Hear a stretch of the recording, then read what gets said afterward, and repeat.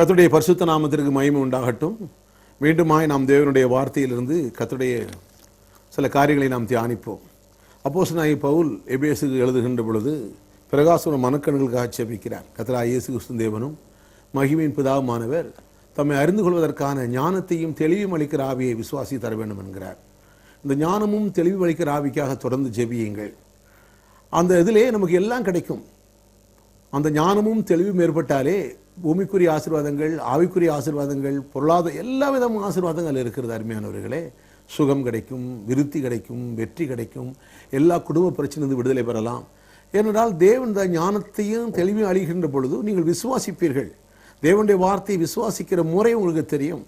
நீங்கள் விசுவாசிக்கின்ற பொழுது அவர் ஜெபித்தது போல அன்றையும் தான் கிறிஸ்துவை மரித்தோர் என்று எழுப்பி அவர் நடப்பிட்ட தனது பலத்த சத்துவத்தின் வல்லமையின்படியே விசுவாசிக்கிறவர்களுக்கு தான் காண்பிக்கக்கூடிய வல்லமையின் மகா மேன்மையான மகத்துவம், அதாவது தான் கிறிஸ்துவை மரித்தோர் என்று எழுப்பி அவருக்கு நடப்பித்த தனது பலத்த சத்துவத்தின் வல்லமை. இயேசுநாதர் எப்படி விசுவாசித்தார்?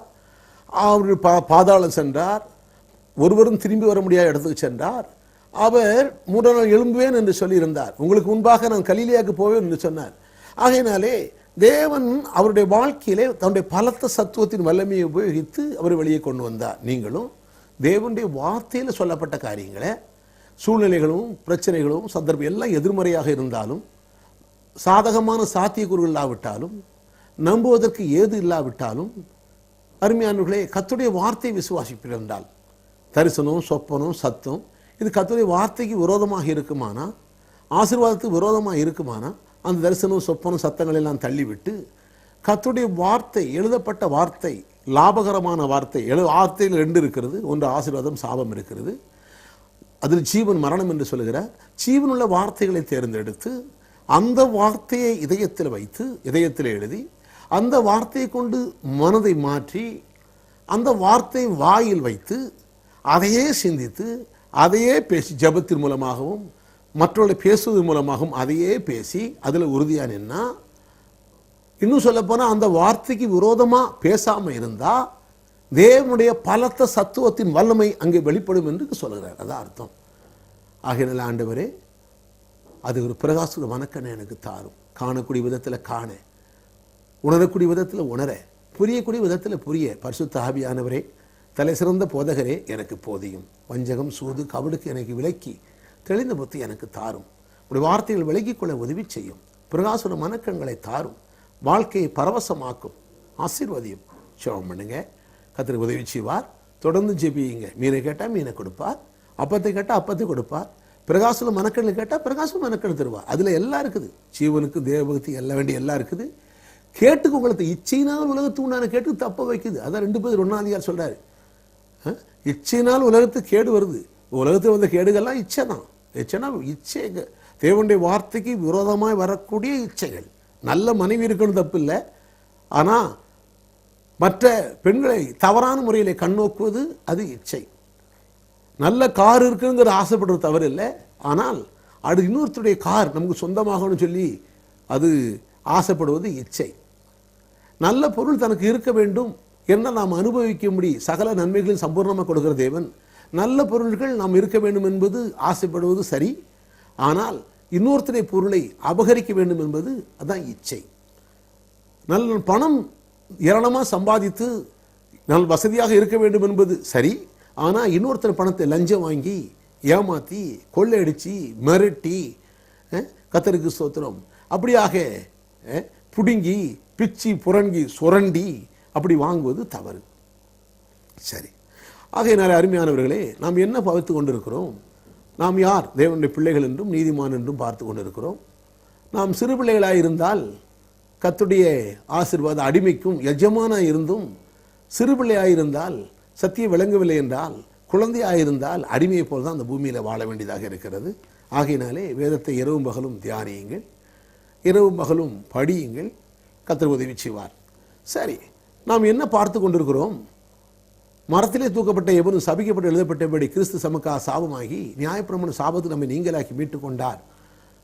பிரமாணத்தின் சாபத்து நம்மை நீங்களாக்கி மீட்டு கொண்டார் சொல்லிட்டு, மீட்டு கொண்டாரோடு இருக்காம ஆபிரகாமுக்கு உண்டான ஆசீர்வாதம் கிறிஸ்தியேசுவினாலே புறஜாதிகளுக்கு வருதுன்னு நாம் பார்க்கிறோம். அதைத்தான் கலாத்தியர் 3:14 நாம் பார்த்தோம். நாம் இயேசு கிறிஸ்துவை விசுவாசித்து ஏற்றுக்கொள்கின்ற பொழுது நாம் கிறிஸ்துவை தரித்துக் கொள்கிறோம். நாம் ஆபிரகாமின் சந்ததி என்று நாம் பார்க்கிறோம்.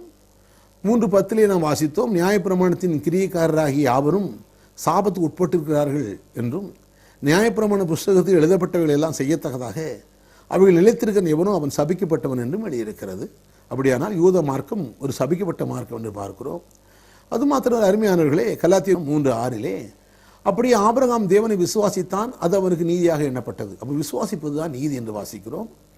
ஆகையால் 7ஆம் வசனம், விசுவாச மார்க்கத்தார் எவர்களோ அவர்களே ஆபிரகாமின் பிள்ளைகள் என்று அறிவீர்களாக என்று சொல்கிறார். மேலும் 8ஆம் வசனம், மேலும் தேவன் விசுவாசத்தினாலே புறஜாதிகளை நீதிமான் ஆக்குகிறார் என்று வேதம் முன்னக கண்டு உனக்குள்ளே சகல ஜாதிகளும் ஆசீர்வதிக்கப்படும் என்று ஆபிரகாமுக்கு சுவிசேஷமாய் முன்னறிவித்தது. 9ஆம் வசனம், விசுவாச மார்க்கத்தார் விசுவாசமுள்ள ஆபிரகாமோடே ஆசீர்வதிக்கப்படுகிறார்கள். அருமையானவர்களே, அப்போ விசுவாச மார்க்கத்தார் என்று ஒரு மார்க்கத்தை பேசுகிறார். இன்னொரு மார்க்கம் கிரியையின் மார்க்கம், அதுதான் நியாயப்பிரமாணத்தின் கிரியை. அப்போ நியாயப்பிரமாணத்தின் கிரியின் மார்க்கத்தார் என்ன செய்வார்களாம்? சாபத்துக்கு உட்பட்டுகிறார் என்று சொல்கிறார். அதை அங்கே மாத்திரம் சொல்லவில்லை, கலாத்தியர் 5ஆம் அதிகாரம் 4ஆம் வசனத்திலையும் அவர் சொல்லுகிறார். என்ன சொல்லுகிறார்?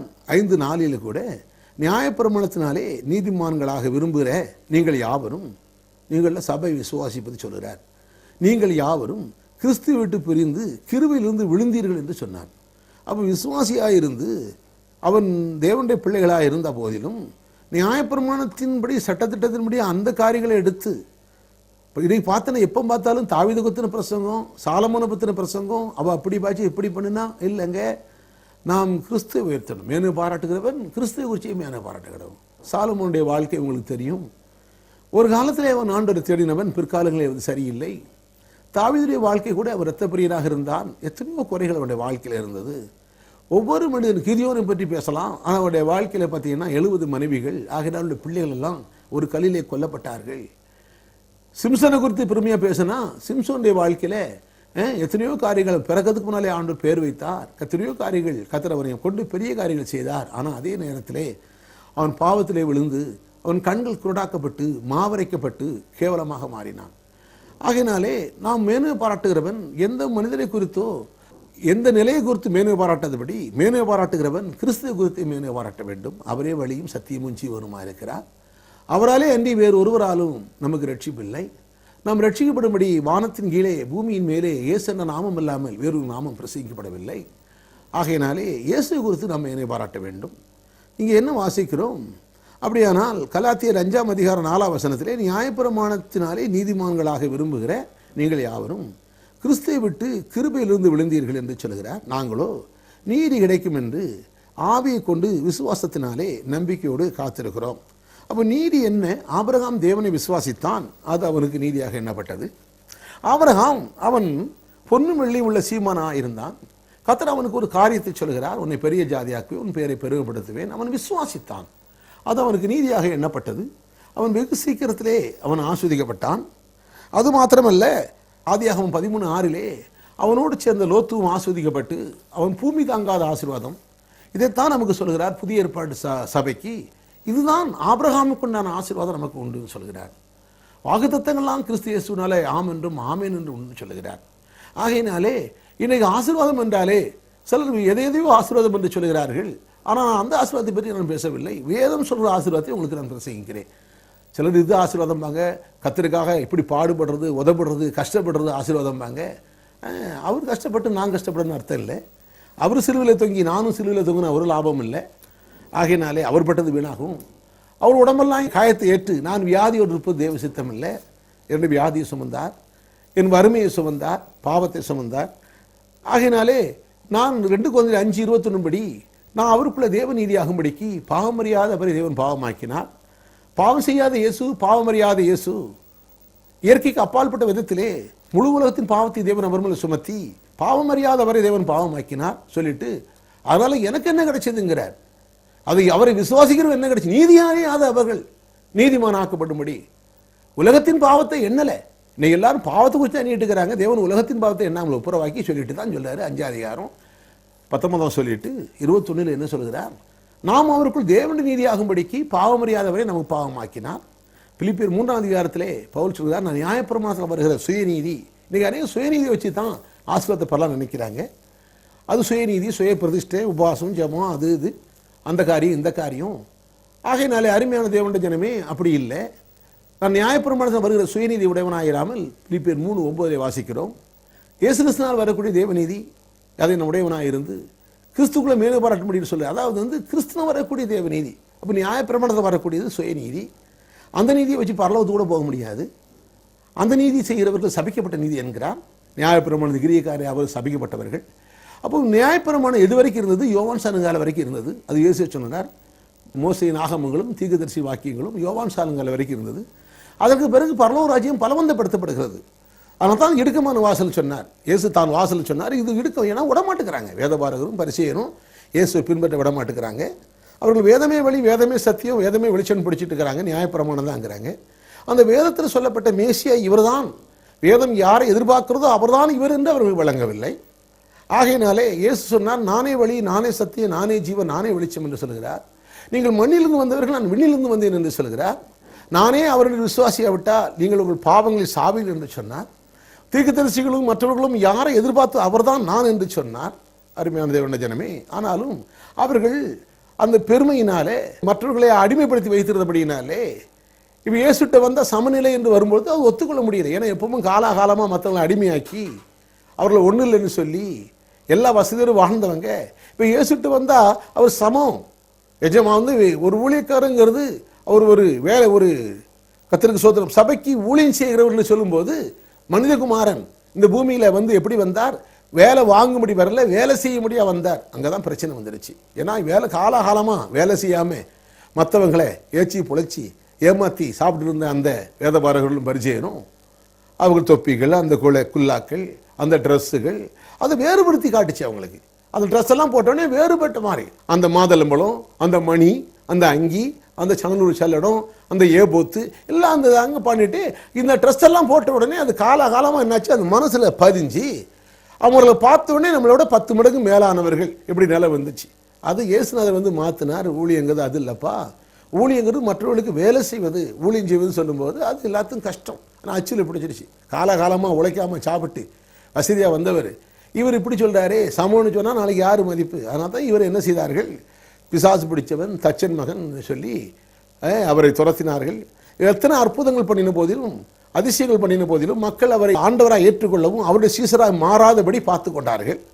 அதனால தான் அவர்களை அப்படிப்பட்ட நிலையில தான் சொன்னார், யாதொரு தகப்பனோ தாயோ சகோதரனோ சகோதரியோ, ஏன் உன் சொந்த வாழ்க்கை உன் ஜீவன் கூட உனக்கு நான் சீசன் என்னை ஆண்டவராக ஏற்று அதை எனக்கு சீசனாக அவருக்கு தடையாக இருக்குமானா அந்த கருத்தை தள்ளி விட்டு எப்படினால வான்னு சொல்லி சீசர் இல்லாமல் வெறும் சோத்துக்காக சுகத்துக்காக வந்தாங்களே அவங்கள பார்த்து சொன்னார்.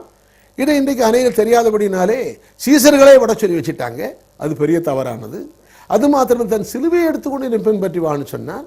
ஏன்னா அந்த நாட்களில் இயேசு பின்பற்றும் போது தொந்தரவு இருந்தது, பிரச்சனைகள் இருந்தது. அது பரவாயில்லப்பா, அப்படி இருந்த போதிலும் அதை சகிச்சுக்கிட்டு வாப்பா. இங்கே வந்த பிறகு சிலுவை இல்லை. ஏன்னா இவர் வந்த பிறகு பாரத்தை இறக்கிறவர், அவர்களை விசாரிக்கிறவர், பாரத்தை அவர் மேலே வச்சிடலாம், சுகமாக இருக்கும்னு சொன்னார். அப்படியே தனக்கு உண்டான எல்லாத்தையும் வெறுத்து விடணும்னு சொன்னார். வெறுத்து விடணும், வீடு சொத்து அதை விற்கல. அவர் வெறுத்து விடணும்னு சொல்லி தனக்கு உண்டான என்ன ஆண்டவரை பின்பற்ற தடையாக தனக்கு எல்லாம் உண்டுச்சு. என்னென்ன பிரச்சனை இருக்குது, அவங்க எதிரியாக இருக்கிறாங்க, இவங்க எதிரியாக இருக்கலாம், அது பிரச்சனையாக இருக்குது, இல்லை இது எனக்கு தடையாக இருக்குது, அது தடையாக இருக்குது, எதுவாக இருந்தாலும் அதை வெறுத்துட்டு என்ன பின்பற்றினா எனக்கு சீசனாக இருப்பேன். நீ சீசனாக இருந்தால் ரட்சிக்கப்படுவேன். தேவ அன்பு உள்ளத்தில் வரும். உள்ளத்தில் வந்த பிறகு உன் தாய் தகப்பனை நேசிக்க வேண்டிய பிரகாரம் நேசிப்பேன்.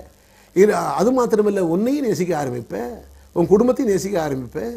ஒரு நல்லதொரு வாழ்க்கை, சிறப்பான வாழ்க்கை உன்னால் வாழ முடியும்ங்கிற கருத்தில் அவர் பேசுகிறார்.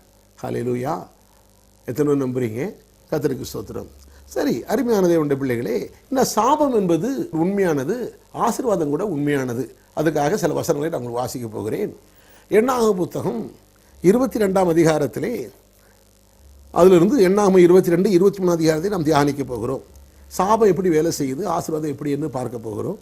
எண்ணாகம 22 பின்பு இஸ்ரவேல் புத்திரர் 1ஆம் வசனம், பிரயாணம் பண்ணி எரிகோவின் கிட்டே இருக்கும் யோர்தானுக்கு இக்கரையிலே மோவாபின் சமனான வழியிலே பாளையம் இறங்கினார்கள். இஸ்ரவேலர் எமோரியருக்கு செய்த யாவையும் சிப்போரின் குமாரனாகிய பாலா கண்டான். ஜனங்கள் ஏராளமாக இருந்தபடினாலே மோவாப் மிகவும் பயந்து இஸ்ரவேல் புத்திர நிமித்தம் கலக்கமடைந்தான். உங்களுடைய செஞ்ச செயல், கடவுள் இவங்க வாழ்க்கையில் செய்கிற அற்புதங்கள் அதிசயங்கள்லாம் பார்க்குறான். ஆகையினாலே இப்போ கலக்கம் அடைகிறான். கடைசியில் ஒரு பெருங்கூட்டம் வந்திருக்குன்னு சொல்லிட்டு என்ன பண்ணுறது தெரியாமல் கடைசியில் ஒரு காரியம் செய்கிறான். அவன் அந்த பிலேயாம் பேயரின் குமாரன் பிலேயாமை அழைத்து வரும்படி 5ஆம் வசனத்தில் அவன் ஆள் அனுப்புகிறான். என்ன சொல்லுகிறான்? 5ஆம் வசனம், அவன் பேயரின் குமாரனாகிய பிலேயாமை அழைத்து வரும்படி தன் சந்ததியாருடைய தேசத்திலே நதியருகே உள்ள பெத்தூருக்கு ஸ்தானாதிபதியை அனுப்பி, எகிப்திலிருந்து ஒரு ஜனக்கூட்டம் வந்திருக்கிறது, அவர்கள் பூமியின் விசாலத்தை மூடி எனக்கு எதிரே இறங்கி இருக்கிறார்கள், அவர்கள் என்னிலும் பலவான்கள். 6ஆம் வசனம், ஆகிலும் நீர் ஆசீர்வதிக்கிறவன் ஆசீர்வதிக்கப்பட்டவன், நீ சபிக்கிறவன் சபிக்கப்பட்டவன் என்று அறிவேன். ஆதலால் நீர் எனக்காக அந்த ஜனத்தை சபிக்க வேண்டும், அப்பொழுது ஒருவேளை நான் அவர்களை முறியடித்து அவர்களை தேசத்திலிருந்து துரத்தி விடலாம் என்று சொன்னான். எங்கே பார்த்தீங்களா? அவனுக்கு தெரியுது, ஆஸ்வதிகளை ஆஸ்வதிக்கிறேன், சபிக்கிறத சபிப்போம். ஆகையினால அந்த பேரிகுமான் பிள்ளையான கூப்பிட்டு எனக்காக இந்த இஸ்ரேல் ஜனங்களை சபிக்கணும்னு அவன் சொல்கிறான். ஆகையினாலே எல்லாரும் என்ன பண்ணுறாங்க? அவனுக்கு கூலிகளை எடுத்துக்கிட்டு 7ஆம் வசனம், மோவாபின் புத்திர மூப்பரும் மீதியானின் மூப்பரும் குறி சொல்வதற்குரிய கூலியை தங்களை கையில் எடுத்துக்கிட்டு புறப்பட்டு பிலேயாமிடத்தில் போய் பாலாக்கும் வார்த்தையில் சொல்லி கூப்பிட்றாங்க, ஐயா வாயா என்று சொல்கிறான். உடனே பிலேயாம் என்ன பண்ணுறான்? நான் ஜெபம் பண்ணுறேன் கேட்குறேங்கிறான். உடனே 9ஆம் வசனத்தில் பாருங்க, ஆண்டுகிட்ட கேட்குறேன், ஆண்டு உத்தரவு கொடுத்தா போகிறேங்கிறான். நீ நிறைய பேர் அப்படி தான் உத்தரவு கொடுத்தா, கடவுள் உத்தரவு கொடுத்தா நான் வர்றேங்கிறாங்க. அல்லேலூயா. சரி, அது பழைய ஏற்பாடு இல்லை, இப்போ உத்தரவு இல்லை. தேவ ஆவியான் உங்களுக்குள்ள இருக்கிறார், தேவ ஆவியான் சாட்சி கொடுக்கிறார். தீர்க்கதரிசிகளை சார்ந்து வாழக்கூடாது, ஊழியக்காரர் சார்ந்து வாழ்றதில்லை, வேத வசனத்தின்படி நடத்தப்பட வேண்டும். அற்புதத்தில் வாழக்கூடாது. சில அற்புதம் நடக்குதா, அற்புதத்தில் கூட வாழக்கூடாது. வேத வசனத்தை படித்து தேவனுடைய வார்த்தையை கற்று தேவ ஆவியால் நடத்தப்படுறது தான் தேவ புத்திரர்கள். தீர்க்கதரிசி நடத்தப்படுறதில்லை, அப்போஸ்தலர் நடத்தப்படுறதில்லை, சுவிசேஷம் அப்போஸ்தலர் சுவிசேஷ தீர்க்கதரிசி மேய்ப்பர்கள் போதவர்கள் எல்லாம் வசனத்தை போதிக்கிறோம், அவ்வளோதான். அப்போ நடத்தப்படுவது தேவ ஆவியால் நடத்தப்படணும். அந்த வசனத்தை கற்று தேவ ஆவியான உதவியை கொண்டு பரிசுத்த ஆவியின் துணையை கொண்டு உள் உணர்வில் உந்தப்பட்டு நடத்தணும். கர்த்தர் சித்தமாக குறித்து விவரமாக பார்ப்போம் பின்னால். சரி, கர்த்தர் சித்தத்தை அறிவது எப்படி, தேவ சித்தம் செய்வது எப்படிங்கிறத பின்னால் நாம் பார்ப்போம். கர்த்தர் நாமம் மையப்படுவதாக. இங்கே பாருங்கள், இவன் கேட்குறான். பழைய ஏற்பாடில் அப்படி தான், தீர்க்கதரிசியால் கேட்பாங்க, குறி கேட்பாங்க, எல்லாம் கேட்பாங்க. இப்போ குறி கேட்கறதெல்லாம் கிடையாது. புதிய ஏற்பாடில் நீங்கள் ஜெபம் பண்ணி சொல்லுங்கள், நீங்கள் ஜெபம் பண்ணி சொல்லுங்கள், இது கடவுள் சித்தமாக இல்லையா? இல்லைங்க. சில சமயத்தில் ஆண்டவர் கிருபையாக உதவி செஞ்சாலும் அது சரியான முறை அல்ல. அது தேவனுடைய இரக்கத்தின் அடிப்படையில் ஏதோ செய்திருக்கலாம், ஆனால் சரியான முறை அது அல்ல. தேவ ஆவியால் நடத்தப்படுவது வசனத்தை கற்று வாழ்வது தான். சிலருக்கு அற்புதத்தின் மூலம், அற்புத அடையாளம் மூலம் நடத்திருக்கலாம், ஆனால் அது நிரந்தரமான வழி அல்ல. வேத வசனம் தான் நிரந்தரமான வழி. அதனால் வசனத்தை கற்றுக்கொள்ளுங்கள், இரவும் பகலும் தியானமாக இருங்கள், வேதத்தை படியுங்கள், கர்த்தர் நாமம் மகிமைப்படுவதாக. இப்போ தேவன் 9ஆம் வசனத்தில் 22:9 தேவன் பிலேயாமிடத்தில் உன்னிடத்தில் இருக்கிற இந்த மனிதர் யார் என்றான். பிலேயாம் தேவனை நோக்கி, சிப்போரின் குமாரனை பாலாக் என்னும் மோவாபின் ராஜா அவர்களை என்னிடத்தில் அனுப்பி, பூமியின் விசாலத்தை மூடுகிற ஒரு ஜனக்கூட்டம் எகிப்திலிருந்து வந்திருக்கிறது, ஆகையால் நீ எனக்காக அவர்களை சபிக்க வேண்டும், அப்பொழுது நான் அவர்களோடு யுத்தம் பண்ணி ஒருவேளை அவர்களை துரத்தி விடலாம் என்று சொன்னான். என்னாகும் 22 அதை பார்க்கிறோம் இல்லையா? அதற்கு தேவன் என்ன சொல்றாரு? பிலேயாமை நோக்கி, நீ அவரோடு போக வேண்டாம், அந்த ஜனங்களை சபிக்க வேண்டாம், அவங்கள ஆஸ்வதிக்கப்பட்டவர்கள். எத்தனை நம்புறீங்க? நீ அவங்க போக வேண்டாம், அந்த ஜனங்களை சபிக்க வேண்டாம், அவர்களும் ஆஸ்வதிக்கப்பட்டவர்கள். பழைய ஏற்பாட்டில் இஸ்ரவேல் ஜனங்களை பார்த்து கர்த்தர் சொல்றார், அவர்கள் ஆஸ்வதிக்கப்பட்டவர்கள். இவ்வளவுக்கும் இயேசு ரத்தால கழுவப்படலை, நீதிமன்ற நிலை இல்லை, நமக்கு இருக்க அந்த உன்னதமான நிலையும் கிடையாது, ஆனாலும் அவர்கள் ஆஸ்வதிக்கப்பட்டவர்கள். எத்தனை விசுவாசிக்கிறீங்க? நீங்கள் ஆஸ்வதிக்கப்பட்டவர்கள். சொல்லுங்கள், நான் ஆஸ்வதிக்கப்பட்டவன், இயேசு ரத்தால கழுவப்பட்டவன், என்னை யாராலும் சபிக்க முடியாது, யாரும் எனக்கு தீமை செய்ய முடியாது, இன்னொரு மனுஷன் ஆஸ்வதிக்க வேண்டியதில்லை, தேவனே என்னை ஆஸ்வதிச்சிருக்கிறார், நம்ம ஆஸ்வதிக்கப்பட்டவன். எத்தனை நம்புறீங்க? சரி, இப்போ என்ன பண்ணுறான்? 22:13 பிலேயாம் காலமே எழுந்து பாலாக்கின் பிரபுவை நோக்கி, நீங்கள் உங்கள் தேசத்துக்கு போய்விடுங்கள், நான் உங்களோடு வருவதற்கு கர்த்தர் எனக்கு உத்தரவு கொடுக்க மாட்டோம் என்கிறார்னு சொன்னான். உடனே அவங்க திரும்பி பாலாக்கிட்ட சொல்கிறாங்க. பாலாக் மறுபடியும் அவள்கிட்ட கனமான அதிக பிரபுகளை அனுப்பி இப்போ என்ன பண்ணுறான்? நீ சொல்கிறான் 16ஆம் வசனம், திருப்பி ஆள் அனுப்புகிறான். முதல்ல திரும்பி வந்துட்டாங்க, ஆண்டு சொல்லிட்டாரு வரமாட்டேன்ட்டான். இப்போ பாலாக்கிட்ட சொல்கிறாங்க. உடனே பாலாக் ராஜா என்ன பண்ணா, இன்னும் ஆளை பெரிய பெரிய ஆளாக அனுப்புகிறான். இன்னும் பெரிய ஆள் ஆற்றோடனே பெரிய ஆள் அனுப்புகிறான், வந்துடுவாங்க. நிறைய பேர் அப்படித்தான், பெரிய ஆள் அனுப்பியாச்சுன்னா போயிடுவாங்க. இந்த ஆளை பார்த்து மயங்கி விழுறவங்க நிறைய பேர் இருக்கிறாங்க. கர்த்தருடைய வார்த்தையை பார்க்குறதுல ஆளை பார்க்குறது. சில ஆழத்தை பார்ப்பாங்க, தோற்றத்தை பார்ப்பாங்க, வசனத்தை பார்க்க மாட்டாங்க. ஆள் பெரிய ஆளா, வசதியான ஆளா, துட்டான ஆளா, உடனே தோத்துறோம். அவர் என்ன தப்பாக பேசலாம் பரவாயில்ல, ரைட் சோத்துறோம். வார்த்தை என்ன பேச அதை பற்றி கவலை இல்லை, ஆளை பார்க்க. அதை ஆளை பார்க்காத ஆண்டவரை பாரு, வார்த்தையை பாருங்க. எல்லாம் ஆளை பார்த்து மோசம் பண்ணுறது தான் நிறைய பிரச்சனை. இவன் ஆளை பார்த்தா மோசம் போகிறான். சரி, 16ஆம் வசனம், அவர்கள் இப்போ பெரிய பெரிய ஆட்கள்லாம் வராங்க. 2வது வாட்டி பிள்ளையாமிடத்தில் போய் நீ அவனை நோக்கி சிப்போரின் குமாரனாய் பாலாகியங்களை அனுப்பி நீ எடுத்து வருவது தடை பண்ண வேண்டாம், தடை சொல்லாதே. ஆண்டவர் சொல்லிட்டான். இப்போ அதோட பெரிய ஆள் வந்தோடனே இப்போ சொல்லலாம் தடை பண்ணா. இவங்க கேட்கணும் தடை பண்ணாத. ஐடியா, இவருக்கு ஐடியா கொடுக்குறாங்க. கடவுளுடைய வார்த்தைக்கு மேலான பெரிய ஐடியா. நீ தடை பண்ணாத, உன்னை மிகவும் கனம் பண்ணுவேன், நீ சொல்வதெல்லாம் செய்வேன், நீர் வந்து எனக்காக ஜனம் சபிக்க வேண்டும் என்று சொன்னான். இப்போ இவன் சொன்னான் பாருங்க, பிழையாம் 18ஆம் வசனத்தில் அவங்கள பார்த்து பாலாக் எனக்கு தன் வீடு நிறைய வெள்ளியும் பொண்ணும் தந்தாலும் சிறிய காரியமானாலும் பெரிய காரியமானாலும் செய்யும் பொருட்டு என் தேவனாய் கர்த்தர் கட்டளை மீறக்கூடாதுங்கிறான். எல்லாம் சொல்லிட்டவன் கடைசியில் பாருங்க, பணம் நிறைய கிடைக்குது, நிறைய காசு பணம் தருது வந்தோடனே துட்டு வந்தோடனே கொள்கையை மாற்றிடுறாங்க. அதான் பெரிய பிரச்சனை. இவன் பாருங்க, கடவுள் முதல்ல சொன்னார் நீ அதை செய்யாதப்பா அப்படின்னு சொன்னார். அவன் எல்லாம் சரின்னா இப்போ அவனோட பெரிய ஆள் வந்து ஐயா நான் அவனுக்கு தர மிகவும் கனம் பண்ணுறான், சொன்னதெல்லாம் செய்வேன். பேரு புகழ் துட்டு வசதி வந்த உடனே பேரு புகழ் துட்டு கத்தரால் நிறையவே வரும். இப்போ கத்தரால் வர்ற மெத்தேடு தெரியாதனால வேறு வழியில் மெத்தேடில் பார்க்க ஆரம்பிச்சாச்சு. அவன் பண்ணுற அந்த ஊழியக்காரன் பண்ணுற மெத்தேடு தான். கத்திர வழியில் வராதனால வேற ஏதாவது வழியில் குறுக்கு வழியில் அவர் அப்படி பண்ணா இவர் இப்படி பண்ணா கொஞ்சம் கொள்கையை மாற்றுறது, ஆண்டோடைய வழியை விட்டுட்டு. அதாங்க நடந்துச்சு. அவன் எத்தனை நம்புறீங்க? அவன் நிறைய பார்த்தீங்களா, வீடு நிறைய பிரபுகள் வந்த உடனே கடவுளை விட்டுட்டான், கர்த்தருடைய வார்த்தையை விட்டுட்டான். வசனம் என்ன சொல்றது அதை விட்டாச்சு. வசனத்தை இதயத்தில் வைக்கல, வசனத்தை கொண்டு மனசை மாற்றலை. அது பரவாயில்ல பிரதர். வசனத்துக்கு புறம்பான ஒரு காரியம் செயல்படுகிறான். இன்னைக்கு எத்தனையோ மக்கள், அருமையான தேவனுடைய ஜனமே, வசனத்துக்கு புறம்பாய் போகிறபடினாலே பல பிரச்சனைக்கு ஆளாகிறார்கள். சரி, ஆனால் ஒன்று மறந்து விடாதீர்கள், நீங்கள் ஆஸ்வதிக்கப்பட்டவர்கள். அதாங்க சொல்றாரு. சரி, தொடர்ந்து வேத வசனத்தை பார்ப்போம். இவன் கடைசியில் சொல்லி முடிச்ச உடனே இப்போ ஆண்டர்கிட்ட கேட்குறான், போ நான் சொல்லப்படி செய்யு சொல்லிட்டாரு. வேற என்ன பண்ணி சும்மா கேட்டா? ஒரு வாட்டி சொல்லிட்டாரு, உள்ளத்தில் என்ன இருக்குது? துட்டை பார்த்தோடனே நாளைக்கு என்ன சொல்ற, ஆண்டவர் கெடுத்துட்டாரு, எனக்கு வர வேண்டிய வாழ்க்கையை கெடுத்துட்டாரு, போக வேண்டான்ட்டாரு. போயிருந்தேன்னா நான் எவ்வளோ பெரிய ஆளாக இருப்பேன், பாலாக்கு வீடு நிறைய பொண்ணு கொடுத்துருப்பான், நான் பெரிய ஆளாக இருப்பேன், ஆண்டவர் கெடுத்துட்டாரு அப்படின்னு தெரிஞ்சு அவங்க வரக்கூடாது. இவன் போய் கேட்குறான். ஏற்கனவே சொன்னார், கேட்கும்போது தெரிஞ்சுட்டு இருதயத்தை பார்த்தார்.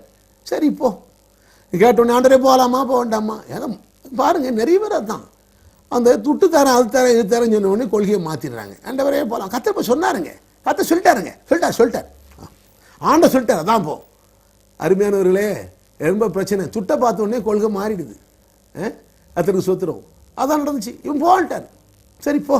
ஏன்னா எனக்கு ஏன் அப்படி சொன்னார் அப்படின்னா, நாளைக்கு இவன் சொன்னா என்ன பண்ண தெரியுமா, காலமெல்லாம் சொல்லிட்டு இருப்பான், ஆண்டு கெடுத்துட்டாரு, நான் இவ்வளோ பெரிய ஆளாக இருப்பேன், எனக்கு எடுத்துட்டாரு, ஆண்டை பாடும் பாது நடத்திட்டாரு, கஷ்டத்தை பாரு என்ன பாரு, வீடு நிறைய பொண்ணு வந்திருக்கும், அப்படி வந்து இப்படி வந்திருக்கும். அருமையானவர்களே, வீடு நிறைய இல்லை, அதோட அதிகமாக இவர் கோடீஸ்வரர், இவர் விசுவாசிங்க, இவர் நிறையவே கொடுப்பார்.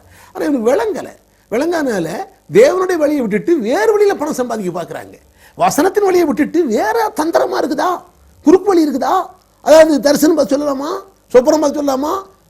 சில சொல்றாங்க வீட்டில் பேய் இருக்கு, ஐயா நான் என்ன பண்ணணும், ஒரு பெரிய ஜெபம் நடத்தணும், ஆனால் 2 நாள் வேணும், அதுக்கு ஒரு படி கொடுங்க, அப்படி வேணும் இப்படி வேணும். சில பார்த்தீங்கன்னா அது இருக்கு. உங்க வீட்டு தாயத்து இருக்குது பிறகு அடக்கத்திற்கு சோத்திரம். உங்க வீட்டில் ஒரு எலுமிச்சம்பழத்தை போட்டேன், அடப்பாமே எலுமிச்சம்பழம் போட்டேன் என்ன கூட 10 பழத்தை போட சொல்லுங்க, ஜூஸ் போட்டா சாப்பிடலாம். சில முட்டையை வந்துருச்சு, முட்டையை நான் ஆம்லேட் போட்டு சாப்பிடலாமே. ஏன்னா நான் பரிசுத்தவான், தேவனுடைய பிள்ளை, என் கைவிட்டா பரிசுத்தமாயிடும், நான் ஆஸ்வதிப்பேன், சர்வலோக தேவன் எனக்குள்ள வாசம் பண்ணி கொண்டிருக்கிறார். இவ முட்டையில வல்லமை இல்லை, அந்த வார்த்தையை கொண்டு மனதில் சிந்திக்கவே பத்தியில, அந்த நம்பிக்கையை பத்தியில, அந்த வார்த்தையெல்லாம் வல்லமை இருக்குது. அதுதான் சாத்தானுடைய பொய் வஞ்சகத்தையும் மனதில் வராதபடி பார்த்துக் கொள்ளுங்க. இயேசுவின் நாமத்தில் மனதை விட்டு எடுங்க. வசனம் என்ன சொல்லுது? நான் தேவனுடைய பிள்ளை, தேவன் என்னோடு உட்கார வைக்கப்பட்டிருக்கவன், தேவன் எனக்குள்ள வாசம் பண்ணுகிறார். முட்டைக்கு வல்லமை இல்லை, பிசாசை ஆண்டதான் உண்டாக்குனார், நல்லவனா உண்டாக்குறார், கெட்டு போயிட்டான், அவ்வளவுதான். அவன் என்ன பண்ண முடியும்? உனக்கு விரோதமா எழும்புற எந்த ஆயுதம் வாய்க்காது போன அவரே சொல்லி இருக்கிறார். ஏன்னா உனக்கு எடுத்து நிற்கிற அந்த கொலை நான் தான் உண்டாக்குனேன், அந்த ஆயுதம் தீட்டுறானே கொல்லேன், அவனை நான் தான் உண்டாக்குனேன், அவன் வாய்க்காதுன்னாரு. ஏன் வாய்க்காதுன்னா காரணம் சொல்றாரு. அவனை உண்டாக்குறது நான் தான், பேய உண்டாக்குறது நான் தான், அவன் கெடுக்கிறானா அவனுக்கு உண்டாக்குறது நான் தான், அவன் கெட்டு போயிட்டான். இப்போ நீ என்கிட்ட இருக்கிற, நான் சர்வலோக தேவன் உன்னோடு இருக்கிறேன், உனக்குள்ள வாசம் பண்ணி உனக்குள்ள ஆவி தேவனா இருக்கிறேன். இப்போ நான் சொல்ல நம்புறியா, என் வார்த்தையை நம்புறியா, இல்லை இந்த தாயத்தை நம்புறியா, இல்லை இந்த முட்டையை நம்புறியா, இல்லை எலுமிச்சம்பழத்தை நம்புறியா? சில எலுமிச்சம்பழத்தை நம்பிட்டாங்க பிரதர். எங்க வீட்டில் கோழி அறுத்து ரத்தம் போட்டாடா, கோழி அறுத்த அந்த கோழியே போட சொல்லுங்க, நல்லா அருமையா சாப்பிட்டு தொலைக்கலாம். எத்தனை நம்புறீங்க? கோழி அறுத்து பண்ணிட்டாங்க பிரதர். அதான் இங்க பார்க்க போறோம். சாபங்கிறது உண்மைதான், ஆனால் நீங்கள் ஆஸ்வதிக்கப்பட்டவர்கள், உங்கள் வாழ்க்கையில் சாபம் வர முடியாது. கோழி பண்ணா நல்லா சாப்பிடுங்க, ஒன்றும் ஆகாது. உங்க கால் பட்டா பரிசுத்தம், உங்க கை பட்டா பரிசுத்தம். ஏனென்றால் நீங்க செய்வதெல்லாம் வாய்க்கும். தேவனுடைய வல்லமை உங்க மேல இருக்குது, உங்க கைகளில் கர்த்தருடைய ஆசீர்வாதம் இருக்குது, உங்கள் முழுதும் கர்த்தருடைய மகிமை நிறைஞ்சு இருக்குது. ஆகையினால முட்டையை பார்த்து பயப்படாதீங்க, எலுமிச்சம்பழத்தை பார்த்து பயப்படாதீங்க, கோழி அறுத்து ரத்தத்தை பார்த்து பயப்படாதீங்க. வேற ஏதாவது இப்போ தாயத்து இருந்தாட கூட தாயத்தை வைக்க சொல்லியா பாவம், என் வீடெல்லாம் கூப்பிட்டு அந்த ஆளை கூப்பிட்டு வீடெல்லாம் சுற்றி சுற்றி வைக்க சொல்லு. ஒன்றும் ஆகாது. தாயத்தன்னம் அந்த நல்ல சேர்ந்து நிறைய கிடைச்சுன்னா அந்த அலுமினியம் ரேட்டுக்கு ஈம்பு தலைக்காரன் வருவான், தூக்கி போடுங்க, கொஞ்சம் பேரிச்ச மூலமாவது கிடைக்கும். இருக்கிறீங்களா? தாயத்து மேலே விசுவாசம் இல்லைங்க, கர்த்தருடைய வார்த்தை மேலே எதிரும் நம்புறீங்க. சிலர் பார்த்தீங்கன்னா எங்கே பார்த்தாலும் உங்களை தாயத்து இருக்குது, இதை நம்புறாங்க.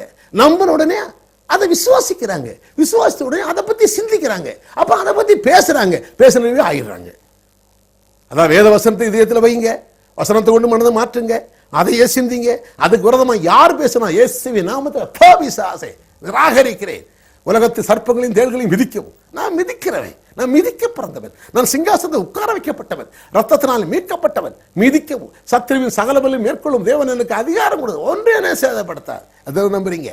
ஒன்றே என்ன சேதப்படுத்தாது. விசுவாசிக்கிறீங்களா? அதான் மேலான அனுபவங்கள்ங்க. அருமையான தேவனுடைய ஜனமே, ஆகையினால எங்க பாருங்க. சரி, நம்ம சம்பவத்துக்கு போவோம். இவன் பாருங்க போயிட்டான், துட்டை பார்த்தோன்னே மனசு மாறிடுச்சு, பிரச்சனையான. இவன் பாருங்க காலையில அதிகாலமே கிளம்பிட்டார். 20 வசனம் இவர் கிளம்பியாச்சு. அதிகாலமே எழுந்து தன் கழுதை மேல சேடம் கட்டி மோவாபின் பிரபுகளோடு கூட போனான். எங்க போயிட்டார் இவரு? இப்ப கர்த்தர் முக்கியம் இல்லை, துட்டை பார்த்தோன்னே மனசு போச்சு, கூட போனான். நம்ம யாரோட போகிறோம்? எதுக்காக போகிறோம்? எங்க போக போறோம்? தேவனுடைய வார்த்தைக்காக போக போறோமா? கூட போறது தப்பு இல்லை. என்ன நோக்கம்? நம்முடைய இருதயத்து நோக்கம் என்ன? நம்முடைய உள்ளத்தில் யாருக்கு பரிசுத்தப்படுத்துறோம்? இருதயத்தில் கர்த்தரை பரிசுத்தப்படுத்துங்க. கர்த்தருடைய வார்த்தை முக்கியம். அதனால எங்க போறோம்? எங்க போனாலும் போவோம், எங்கேயும் போங்க, தேவனுடைய வார்த்தை சொல்லுங்க, தேவனுடைய ஜீவனை வெளிப்படுத்துங்க. உலகத்தில் உங்களுக்கு நீங்கள் தேவனுடைய பிள்ளை, நீங்க ஊழியக்காரங்க, உங்களுக்கு பிரகாசம் மனக்கண் வேணும். ஜெபம் பண்ணணும், அத்தாவே எனக்கு அந்த பிரகாசம் மனக்கண்களை தாரும், நான் எப்படி வாழ வேண்டும், ஆண்டவருக்கு சத்தியத்தை விளங்கணும். ஒரு நிமிஷம் ஜெபம் தொடருவோம், ஒரு சின்ன ஜெபம் பண்ணிக்கொள்வோமா? ஏன்னா அப்பப்போ ஜெபம் பண்ணிக்கிடணும். பிதாவே இயேசுவின் நாமத்தில் இந்த வார்த்தையை விளங்கிக் கொள்ள கண்களை தாரும். ஆண்டவரே, பிழையாம் என்ன தவறு செய்தான், அது நான் எனக்கு என்ன பாடம்? ஆண்டவரே, நான் ஆஸ்வதிக்கப்பட்ட வேதத்தில் வாசிக்கிறோமே, ஆகையினால் எந்த மனிதனும் சபிக்க வந்தாலும் என் வாழ்க்கையில் சபிக்க முடியாது என்ற சத்தியத்தை இதனால் விளக்குகிறபடியால் நன்றி ஆண்டவரே. தகப்பனே, என் வாழ்க்கையிலே உம்முடைய வார்த்தையை விசுவாசித்து உடைய வார்த்தைக்கு போரிடம் கொடுத்து நான் வாழ எனக்கு உதவி செய்யும். பிதாவை எனக்கு அனுகூலம் பண்ணும். இன்னும் வார்த்தையை புரிந்து கொள்ள விளங்கிக் கொள்ள பிரகாசர் மனக்கண்களை தாரும். வஞ்சகம் சூது கபடுக்கு விலக்கி தெளிந்த புத்தி, தெளிந்த ஞானம், தெளிந்த அபிஷேகம் எனக்கு தாரும். ஒவ்வொரு நாளும் என் வாழ்க்கையை விருத்தியாகட்டும்.